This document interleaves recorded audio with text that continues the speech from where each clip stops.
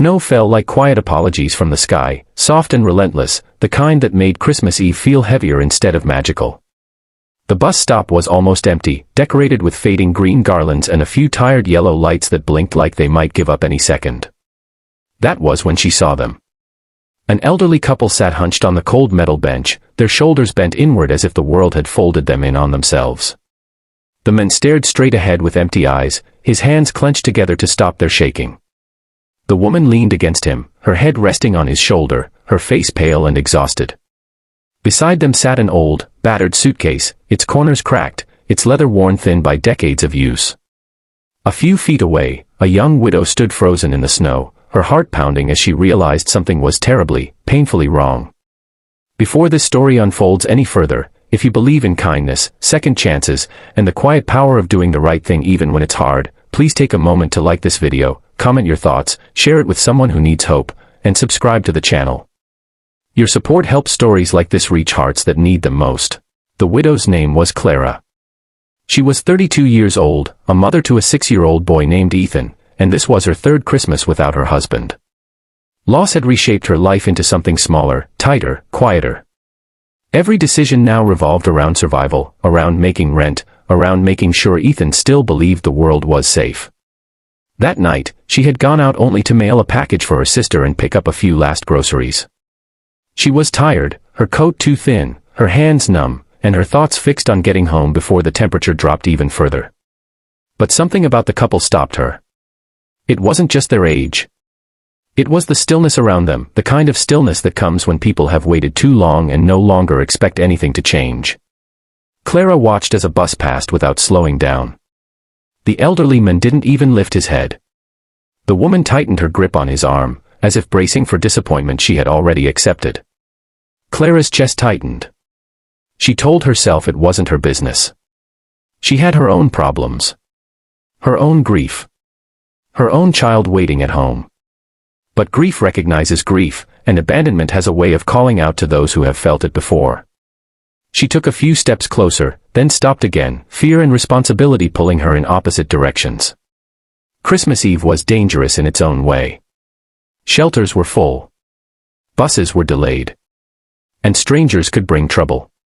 Still, she couldn't walk away. She noticed details then.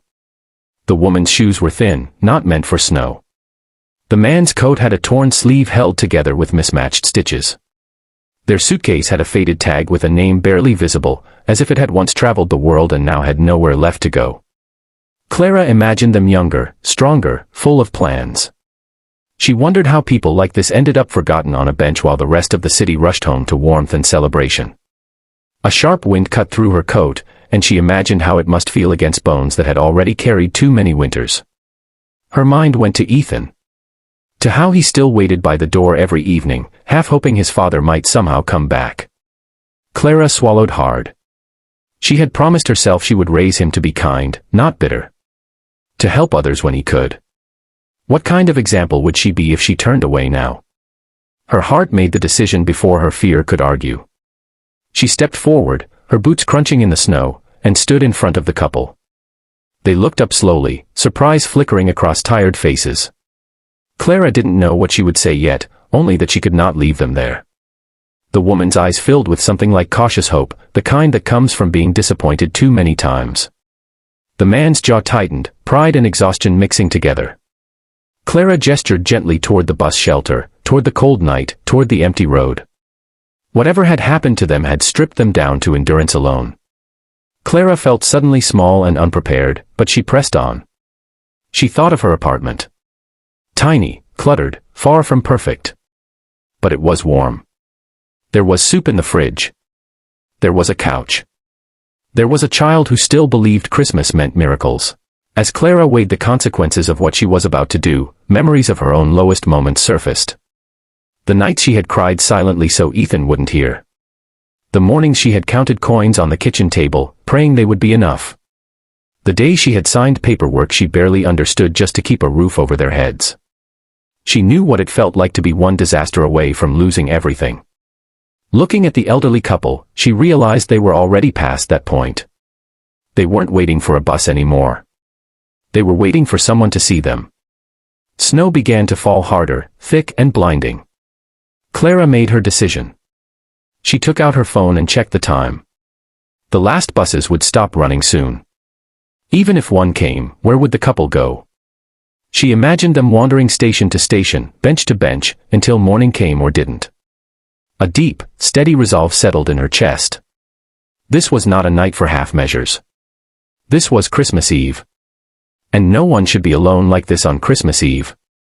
Clara motioned again, more firmly this time, and turned toward the street, toward her small car parked under a flickering lamp. The couple hesitated, fear written across their faces. Trust didn't come easily when life had taught you otherwise. Clara slowed her steps, making sure they could keep up, her body language open, non-threatening. Every few seconds she looked back to make sure they were still there. When she heard the soft scrape of the suitcase wheels behind her, she felt a rush of emotion she hadn't expected. Relief. Fear.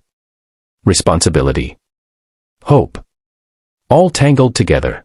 The drive home felt longer than usual. Snow blurred the city into a cold, gray dream. Clara gripped the steering wheel, her mind racing. What would she say to Ethan? How would she explain this? Would this help them or complicate everything? In the rearview mirror, she saw the elderly woman staring out the window, tears sliding silently down her cheeks. The men held her hand tightly, as if afraid she might disappear. Clara understood that fear. She had lived with it since the day her husband never came home. When they reached the apartment building, the lights in Clara's window glowed softly against the night. It wasn't much, but it was something. Inside, warmth rushed to meet them, along with the smell of leftover chicken soup and clean laundry. Ethan emerged from his room, eyes wide with curiosity and confusion. Clara's heart raced. This was the moment that mattered most. She knelt beside him, placing a steady hand on his shoulder, and looked into his face. She didn't need many words. Children understand more than we think. Ethan looked at the elderly couple, then back at his mother, and something gentle and serious passed between them. He nodded once, as if agreeing to something important. The hours that followed unfolded like a quiet miracle. Soup was reheated. Blankets were shared. The elderly woman's hands shook as she held a warm bowl, as if her body had forgotten what comfort felt like. The men sat stiffly at first, and used to kindness without conditions. Slowly, shoulders relaxed. Breathing deepened. The apartment filled with a sense of safety that had been missing for a long time, even for Clara herself. Outside, the world continued rushing, celebrating, ignoring. Inside, something rare and fragile was taking root. As the night deepened, Clara learned pieces of their story through gestures, expressions, and fragments of explanation. They had lost their home after medical bills piled too high. Their only child had promised help, then stopped answering calls. Pride had kept them silent until silence was all they had left. Christmas Eve had simply been the breaking point. Clara listened, her chest aching with anger at a system that discarded people once they became inconvenient. She felt something else too. Purpose. A sense that maybe her own pain had not been meaningless after all. Ethan fell asleep on the couch, curled up under a blanket, one small hand clutching his favorite toy. Clara watched him for a long moment. She imagined the lesson he was learning without words. That kindness is not loud. That courage is not always safe. That family can be chosen. The elderly couple watched him too, their faces softening with something like wonder. Perhaps they saw echoes of the child they once raised. Perhaps they saw a future they had thought was gone. Before dawn, snow had covered the city in white silence. Clara sat at the kitchen table, exhausted but unable to sleep. Her life would be harder now. She knew that. There would be questions. Challenges. Sacrifices. But there was also a warmth in her chest she hadn't felt in years. A feeling that she had done something that mattered. Something her husband would have been proud of. Something Ethan would carry with him long after this night faded into memory. As this story comes close to its ending, if it has touched your heart even a little, please take a moment to engage with this video. Like it, share it, and let us know your thoughts. Your interaction helps spread stories of hope to people who need them more than you might imagine. Christmas morning arrived quietly. No grand gifts. No sparkling tree. Just sunlight filtering through frost-covered windows, the sound of shared breathing, and the knowledge that no one in that apartment was alone anymore.